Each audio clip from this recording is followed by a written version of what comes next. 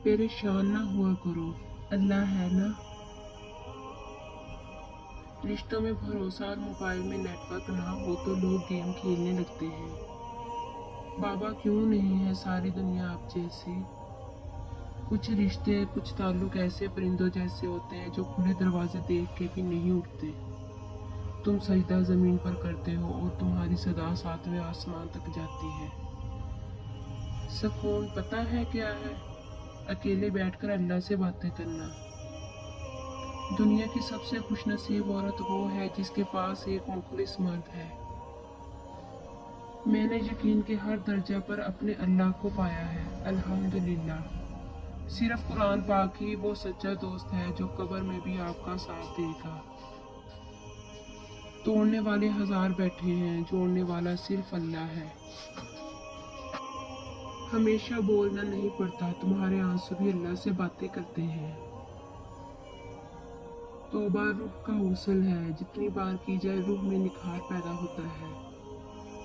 दुआ इस चीज को भी तुम तक खींच लाती है जो तुम्हारे नसीब का हिस्सा भी नहीं होती। औरत कितनी भी खूबसूरत क्यों ना हो, वो प्यारी दुपट्टे में ही लगती है। अल्लाह ताला की नेमतों पर अल्हम्दुलिल्लाह। मुझे मेरा अल्लाह ही काफी है। कभी उसको नजरअंदाज ना करो जो तुम्हारी परवाह करता है, वरना किसी दिन तुम्हें एहसास होगा कि पत्थर जमा करते करते तुमने हीरा गवा दिया।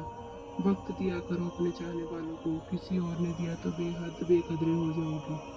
औरत ना समझों के लिए नफ्स और जानने वालों के लिए रुख है।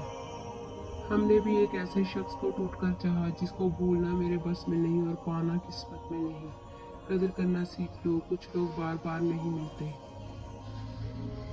वहाँ बैठकर रोना बहुत सुकून देता है, जहाँ अल्लाह के सिवा देखने वाला कोई न हो। जब आप आपस में एक दूसरे के लिए दुआ करते हैं तो वो पाक मोहब्बत होती है। लोगों को खोने से न डरो, बल्कि डरो इस बात से कहीं तुम लोगों को खुश करते करते खुद को न खो दो। और अपने परवरदिगार से ही दिल लगाओ।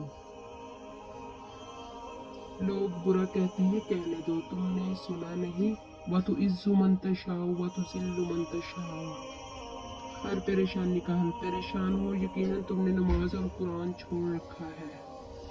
जब आप दुनिया से नहीं अल्लाह से मांगते हो।